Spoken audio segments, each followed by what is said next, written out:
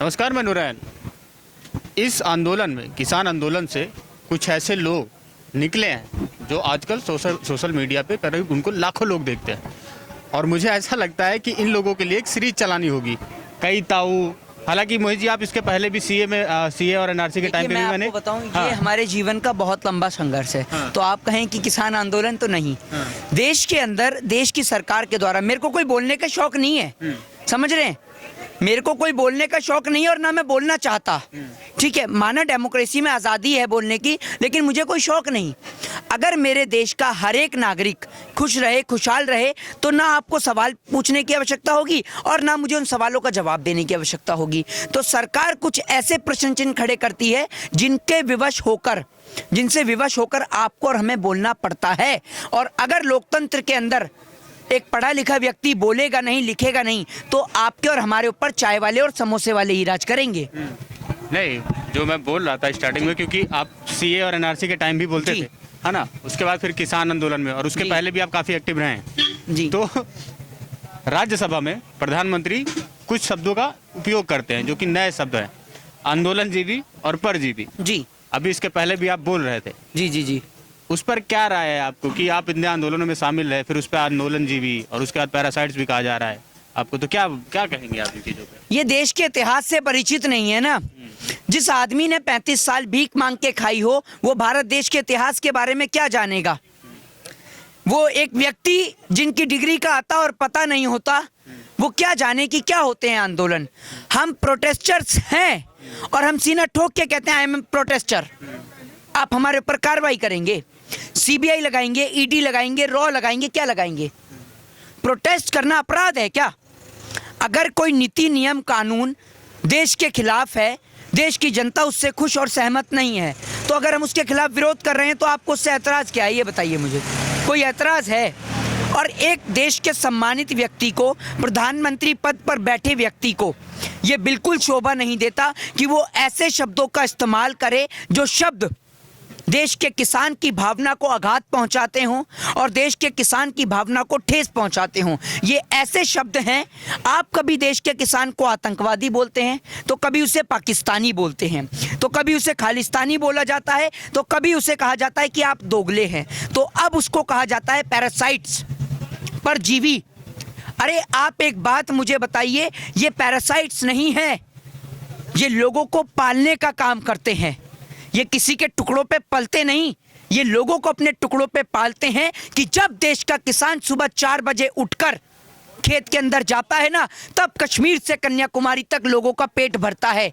अगर ये किसान अनाज उगाना बंद कर देना, तो मैं देख लूंगा देश के अंदर कौन सा उद्योगपति है जो देश के किसान की जगह अनाज उगा सकता है। है कोई उद्योगपति जो आ सके खेत के अंदर एक दिन भी किसान के लिए? है? आपको लगता है आप देश के किसान को खालिस्तानी, पाकिस्तानी, आतंकवादी, दोगला या पैरासाइट्स या परजीवी तब कह सकते हैं जब आपके पास इतनी टेक्नोलॉजी आ जाए कि आप कंप्यूटर से बैठे बैठे गन्ना उगा सकें। उगा सकते हैं कंप्यूटर से गन्ना, उगा सकते हैं कंप्यूटर से जौ, मक्का, गेहूं, बाजरा, ज्वार उगा सकते हैं। उसके लिए सुबह उठ के 4 बजे जाना पड़ता है। जब प्रधानमंत्री महोदय सुबह 4 बजे अपने मखमली कंबल और बिस्तर को नहीं छोड़ते, उस समय देश का किसान अपने खेत के अंदर होता है, वो भी नंगे पांव। तो ये देश का किसान है जिसे आप पैरासाइट्स कह रहे हैं। तो आपको और देश के तमाम लोगों को पता है कि पैरासाइट्स कौन है। पैरासाइट्स हैं इस देश के नेता जो वोट मांगने के लिए घर घर तक आते हैं और हाथ हाथ जोड़ते हैं, वो पैरासाइट्स हैं। इस देश के नेताओं ने देश के किसान को भले ही कुछ ना दिया हो, लेकिन देश के किसान ने देश को बहुत कुछ दिया है।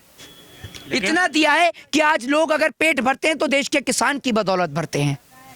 प्रधानमंत्री कह रहे हैं कि छोटे किसान और बड़े किसान, उन्होंने एक और नया अंतर बताया। अच्छा ये भी है कि जो छोटे किसान हैं उन लोगों के लिए ये बिल बहुत अच्छा है। मतलब एक हिसाब से उन्होंने कहा कि ये जो यहाँ पे बैठे हैं, ये कुछ चुनिंदा लोग हैं जिनके पास बहुत बड़ी बड़ी खेतियाँ हैं। छोटे लोग जो हैं वो आराम से घर पे हैं और उनके लिए बहुत अच्छा कानून है, ये वो लोग मानते हैं।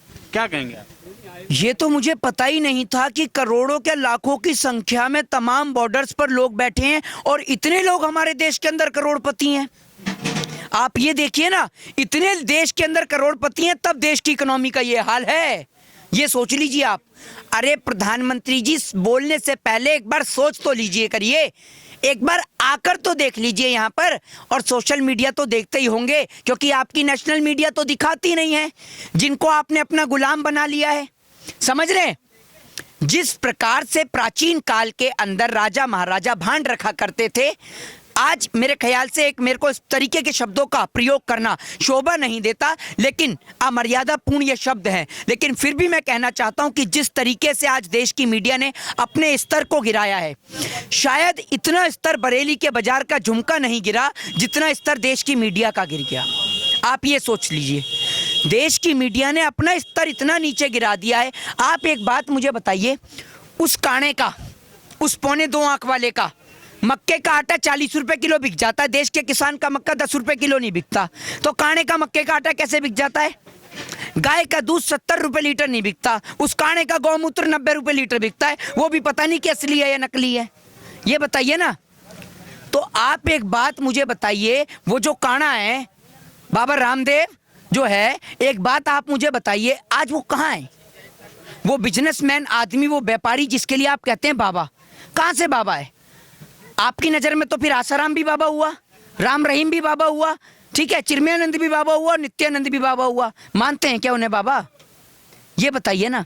यह देश की रक्षा का और सुरक्षा का जिम्मा नरेंद्र मोदी जी ने ले लिया है। मुझे कहना नहीं चाहिए, पर मैं कह रहा हूं आज इस बात के लिए कि चाहे देश के अंदर प्रधानमंत्री जी का कार्यक्रम सुन लो या शेख सिल्ली का कार्यक्रम सुन लो, दोनों एक समान है, दोनों ही एक समान है। वो भी लंबी लंबी फेंकते हैं और ये तो फेंकते ही हैं। समझ रहे हैं आप? ये तो शुक्र मान लीजिए देश का किसान नरेंद्र मोदी जी के पास नहीं पहुंचा अपनी समस्या लेकर। अगर नरेंद्र मोदी जी के पास देश का किसान पहुंच जाए ना और जाकर कह दे जी हमारे खेत में बारिश नहीं हो रही, तो मोदी जी कहेंगे कि इस बार मुझे वोट दे दे, मेरे पास इतना लंबा बांस है कि आसमान में करूंगा तो बारिश हो जाएगी। और उधर शेख सिल्ली कहता है तू रखता तो मेरी खोर में ही है।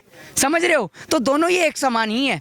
देश की जनता को जो मूर्ख बनाने का जो प्रोपोगेंडा रचा जा रहा है, अगर आप इस एक्ट और इस कानून की बात करते हैं तो आप इस एक्ट के तहत 1950 से लेकर 1960 के बीच में, यानी 1950 से लेकर 1960 के बीच में अमेरिका और यूरोप के एक्ट को रीड करिए। तकरीबन 70 साल से ज़्यादा हो चुके हैं वहाँ पर इसी प्रकार के कानून को लागू किए हुए। वहाँ के किसान की हालत बद से बदतर है, प्लस वहाँ के सुसाइड रेट में भी इजाफा हुआ है, प्लस वहाँ के किसान पूर्ण रूप से सब्सिडी के ऊपर डिपेंड हैं। तो आप सोचिए, जब अमेरिका और यूरोप जैसी डेवलप कंट्री का ये हाल हो सकता है, तो भारत जो कि अभी डेवलप कंट्री नहीं है, विकासशील देश की श्रेणी में आता है, तो जब उसके अंदर इस प्रकार का कानून लागू होगा तो किसानों की क्या हालत होगी, ये पूरा देश समझ सकता है। फिर दूसरी बात, किसके पास कहाँ और कितना अनाज जमा है वो भी पता नहीं चलेगा। तो बहुत सारी समस्याएं हैं जो किसान के सामने खड़ी हो रही हैं। अच्छा, कुछ और भी चीज़ें आई सामने।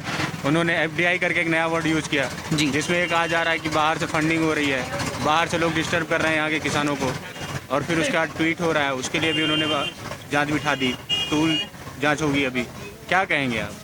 बैठाइए ना जांच। अगर आप जांच बिठाने में इतने सक्षम होते ना, आज तक आप विदेशियों पे जांच बिठा रहे हैं, ठीक है, हमारे देश के भगोड़े जो लाखों करोड़ों रुपए लेकर भग गए, उनके लिए जांच कौन बिठाएगा? उनके लिए जांच बिठाने के लिए कोई और आएगा क्या?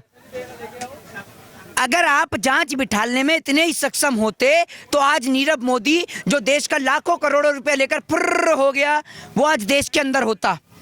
आप जैसे सक्षम चौकीदार के होते हुए, आपके जैसे भाषण जीवी चौकीदार के होते हुए कैसे विजय माल्या लाखों करोड़ रुपया लेकर फुर होता है और आप उसे बुला ही नहीं पाते। आप कहते हैं आ रहा है, जैसे वो पैदल आ रहा है जो अब तक पहुंचा ही नहीं है। तो ये बताइए ना आप मुझे। तो आप देश के किसान के लिए इस प्रकार के शब्दों का इस्तेमाल करना एक सम्मानित पद पे बैठे व्यक्ति को शोभा नहीं देता। ये पूर्ण रूप से गलत है। जय हिंद, जय भारत। तो ये थे मोहित जी जो तमाम आंदोलनों में रहे हैं और आंदोलन जीवी और परजीवी जैसे शब्दों से इनका भी वही कहना है। आप देखते रहिए राजनीति लाइव। मेरे साथ है मेरे कैमरा पर्सन शुभम। धन्यवाद।